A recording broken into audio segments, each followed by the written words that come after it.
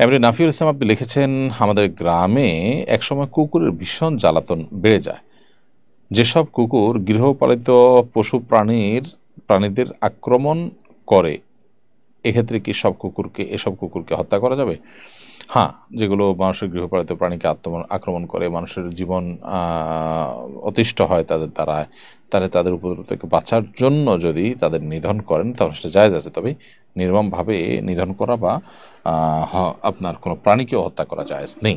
নবী সাল্লাল্লাহু আলাইহি ওয়াসাল্লাম বলেছেন, ইন্নাল্লাহা কাতাবাল ইহসান আলা কুল্লি শাই ফাইদা যাবাহতুম ফাহসিনুজ যিবহা ওয়া ইযা কাতালতুম ফাহসিনুল কিতলা। আল্লাহ তাআলা প্রত্যেক বস্তুর সাথেই আমাদেরকে অনুগ্রহ করাটাকে আবশ্যক করেছেন। অতএব তোমরা যখন কোনো পশু জবাই করবে তখন তোমরা তার প্রতি ইহসান করবে। যখন কাউকে বিচারিকভাবে কিংবা রণাঙ্গনে যুদ্ধের ক্ষেত্রে মানে কাউকে হত্যা করার প্রয়োজন হবে, তাহলে সেক্ষেত্রেও তুমি দয়া এবং মায়া দেখাবে, অর্থাৎ কষ্ট দিবে না একান্ত প্রয়োজন ছাড়া।